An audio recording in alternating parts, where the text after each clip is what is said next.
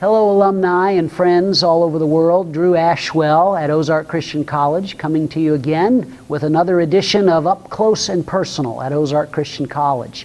This month we have a special guest, longtime Professor Kenny Boles. Kenny, you've taught here for 4 decades. What have been some of the memories that you remember from your early days of teaching here at the college? I was surrounded by giants in those days. I knew it then, I know it even more so now. But men like Seth Wilson, Don Earl Boatman, both came over for my ordination service a lot of years ago. But they were the dean and the president, Don DeWelt, Paul Butler, Woody Phillips was a major presence on campus in those early days. And it was something to be on the same faculty with them. We would have faculty meetings, I believe it was every other week to start with, and then it was every week later. But a faculty meeting in those days started early in the afternoon on Friday and would sometimes break for supper. Wow. And go on and on and on because Seth never could find a stopping point. So that's one memory. My favorite faculty meeting was the faculty meeting when they got to discussing hair and sideburns for the umpteenth time. And Seth commented in the faculty meeting, he wished Kenny Boles would cut his sideburns, but he guessed that wasn't going to happen. So those were fun times. Can you remember any rookie mistakes that you made in your early days as you began your teaching ministry here at Ozark? I taught at the very beginning a class in Old Testament history. I'm sure that the whole class was a mistake. I knew that I was not the right guy to be teaching that, but Wallace Wardick, who was assisting Seth Wilson in those days as dean, Wallace Wardick said they had to have someone to teach another Old Testament history class. Enrollment was growing, lots of freshmen. And so I said, okay, finally, I will teach Old Testament history, but only once, only once. You've got 1 year notice to find somebody for next year. And bless his heart, he took the class himself the following year. But that was my rookie teaching mistake. Oh, wow. All right. Well, in your 42 plus years of teaching, I'm sure you've traveled all over the place, and I just want to ask you to share with our alumni, do you have any recollections, special memories from your travels? Some of the best memories from traveling were staying in the homes of people. We did that almost all the time in the early years. More recently, motels and hotels and things like that. Right. We would have week-long revivals. I would stay in a farm home. I remember the Hutchcrafts in northern Missouri years ago. They had a very humble home, but they were such warm, friendly people. I remember staying in Wichita with Rusty George's folks who are now living in Joplin. And a host of other people. And I run across these people from time to time at conventions and so on, and it's fun to see people that have shared their hospitality with me over the years. I remember a lot of church camps. Some of them, like Hidden Haven, were rather primitive in the early years. Some of them were fairly nice. Spent a lot of different summers at Ileana in Illinois. I remember going to a church camp in Dallas, Texas, just outside Dallas. And I was pretty new on the faculty at that point, and I had foolishly accepted a junior camp. Oh. So these are 4th and 5th grade kids, and there are 250 of them in a building, a big metal building that was both the cafeteria, dining hall, and chapel, and everything. Cement floors, metal building, noisy, 250 4th and 5th graders. And it was that week that I had to learn how to try to capture the attention of 250 little kids. And I really think that that helped me a bunch to learn how to preach out of necessity that week. I've not traveled to to foreign countries much. Went to Puerto Rico one time. Bob Gurwell invited me down. Went to Taiwan at Chuck Foreman's invitation to speak at their big all-island gathering. And Mike Worstel was going to pick me up at the airport. And here were Mike's instructions. He said, just go through customs, and as soon as you come out, I'll be there waiting for you. I knew his brother Tim, but I'd never met Mike. He said, I'm 6'3", I have bright red hair, you can't miss me. So here I am all alone in a foreign country, don't speak any Chinese. I go through customs, and I come out, and I look across a sea of 5'6", dark hair, dark eye, Chinese people. No red hair in the whole place. I waited. A half an hour goes by, nothing happens. I thought I would phone someone, except I don't have any Chinese coins. I don't have any phone numbers. I don't have any contacts. I'm all alone. I'm gonna die. He showed up. He was on missionary time, and he got there, and all worked well, and had a good time with that. So I visited churches, big churches, little churches, contemporary, dead. Over the years, I've preached as an interim at several churches that had recently split, had bad experiences. So I've done a little bit of the healer kind of role. But it's a rewarding time to go out and work with churches that way.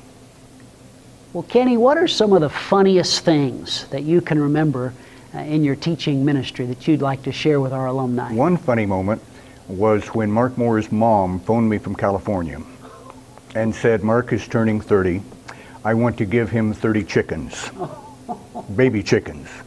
Would you help? So I said, sure.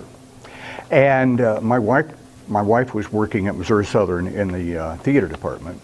And through her, I got this very elaborate, wonderful chicken costume to wear. So I come busting into Mark Moore's class one day with my chicken costume and 30 baby chickens, which I presented to him in behalf of his mother and let them out on the floor for him to chase down. So that was fun. Every year we do the Greek caroling party. Okay, you're still doing that. Yeah. I'm sure. Had some good times. There was one student out of all the years who could not bring himself to go out with us and act silly. And I don't even remember who it was, his name, fortunately, but everybody else enjoys it immensely. So we dressed silly. Jenny Lynn Sams one time brought her nose harp. You stick it in your nose and you blow through it and play. That was bad. That was bad. The first year that Matt Proctor was president, I'd always made a practice of going into the president's office to sing. Well, he wasn't there. So I asked Secretary Kathy, where's Matt? Well, he's down the hill with the alumni. So I assumed he was meeting with the alumni group of 3 or 4 guys, and they were down there. And so I went down, and I thought we'll just step in and sing. So we opened the door upstairs in the caf, and we go busting into the room, and they're having a formal banquet. Everybody is dressed up. There are 50 or 70 alumni there, and they're dressed nice, and they're in the middle of a very serious and sober presentation from President Proctor. So here we are, all dressed up, looking silly, singing Christmas carols in Greek.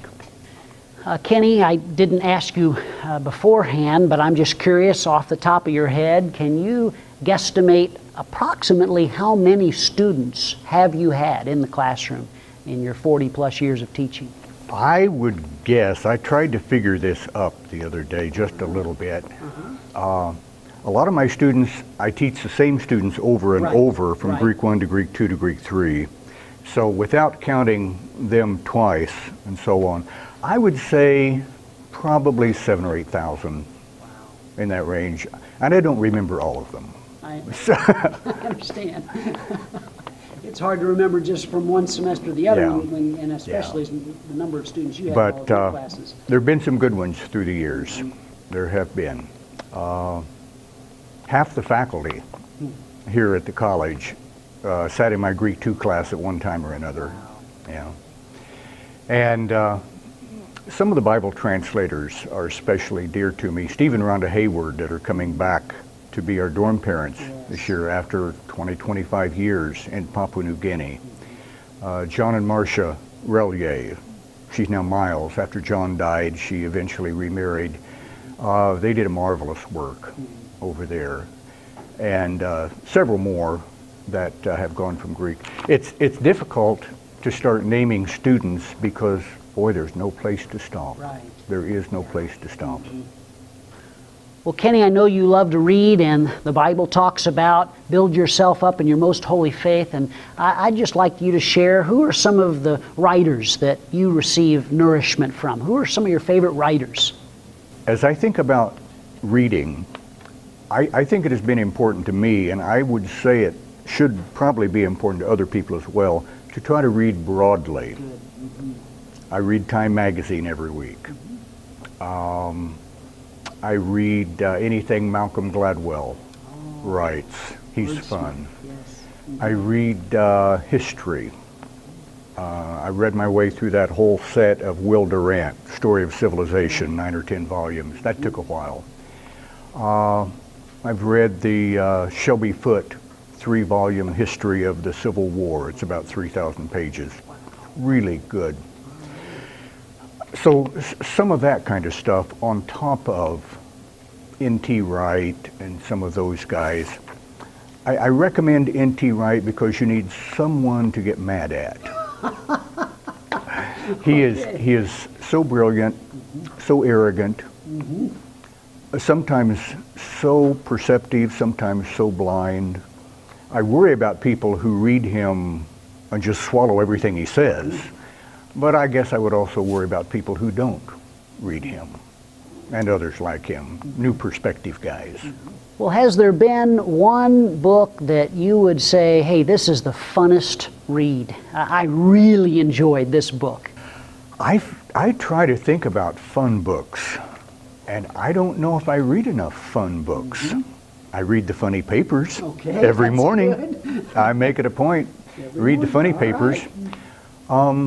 I think books that try to be funny leave me a little bit cold. But I do really enjoy reading a lot of stuff. I honestly think reading the Shelby Foote History of the Civil War was about as enjoyable as anything I've read for a while.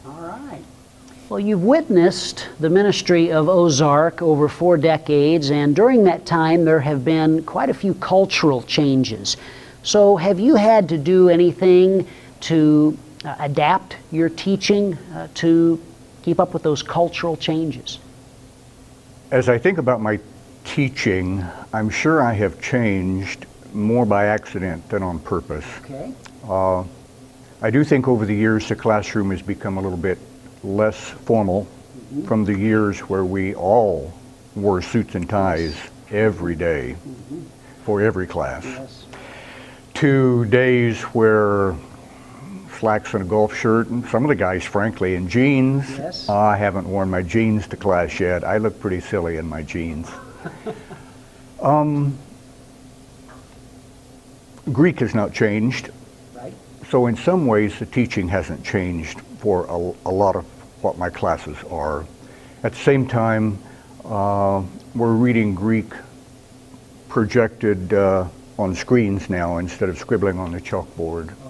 We're connecting with the internet. We're doing things with Logos. You know, we do try to keep up with the technological changes, but it's still teacher to student, person to person. Teaching cannot be really done very well in mass quantities. And Kenny, I'm just curious, sitting here listening to you, when I was in your class, I remember the very first thing you did each morning was you, as you went down the roll, would ask for study time. Are you still doing that? I have given up the practice for the most part. I occasionally ask for study time. I did that for many years because that was a Seth Wilson trick. And I guess out of respect for him, I did that on a regular basis. And for whatever reason, I finally quit taking study time. Okay. Well, we do have a quiz every day in class. Okay. I guess that's what's replaced on it. your toes. That's right. Do something to keep them busy. All right. Kenny, you've written columns in the Compass called New Testament Words. I'm just curious, how did that begin? And how many approximately do you have? We want to make those available to our alumni.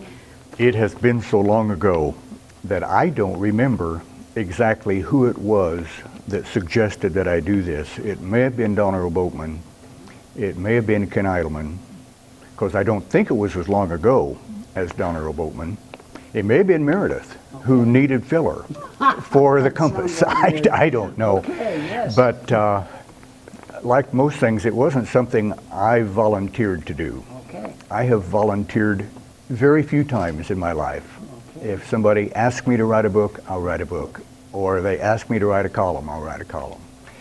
So anyway, started it, and it comes out quarterly. For a while it was monthly, and then it's been quarterly for a long time, and there are 143 different articles now that have been written on New Testament words. And they're all available on the college website. So they can find their way by hunting for the sermons area, or they can go to www.occ.edu/words. And that takes them straight to the site. All right. Brother Kenny, we have many of our alumni all over the world who are discouraged. They're really struggling in their ministries. And I'd like you to just take a moment and share from your heart, what would you say to our alumni who are discouraged? How would you like to encourage them? Okay, and that's a hard one. We all have our own struggles of different kinds at different times. At a very early point in my ministry, someone had me memorize 1 Corinthians 15:58. I know it was at an early point because it's still in King James. But I memorized then, "Be ye steadfast, immovable, always abounding in the work of the Lord, for as much as you know that your labor in the Lord is not in vain." And I think that has sustained me through some dry times, off and on. I remember another time I wrote down on a card and I stuck it on my desk where I could see it from time to time, "God works all things together for good with those that love the Lord and are called according to His purposes." So I guess all I can say is keep trusting God, knowing that with or without the approval of men, God will reward honest labor, and God will work things out in the end. Well, Brother Kenny, any future plans that you'd like to share with alumni? Okay, here's the future plans. And I remember that James cautions us, don't be too cocksure about what you're going to go do. I'm going to do this, I'm going to do that, because you don't know. That's true. All right. Barring a sudden heart attack or getting run over by a Mack truck, Okay. here's my plans. I do want to teach 3 more years. Great. And that will retire me just before I turn 70. Okay. I turned 67 just a month or so. So 3 more years of teaching. I still feel good. I feel healthy. I feel energetic. I feel like I'm probably fooling myself at times. And instead of feeling like one of the guys in my classroom, which I sometimes do, I pick up more and more that they are feeling like I'm one of the grandparents and not one of the guys. So I don't want to stay too long. I don't want to be the guy that someone has to come by and say, you know, you lost it some time back and we don't want you anymore. I want to be the one that leaves and they're saying, oh, please don't go, don't go. I want to be that guy. Beyond that, I look forward to grandchildren, a bit of travel with Linda. I have lots of interest in activities. I think I can stay busy. I will miss teaching. It has been my life. I will, at that point, retire with 45 years of full time at Ozark. Wow. I've loved it. I care about the college, care about the future. I don't really look to the past all that much. I don't care about being remembered all that much.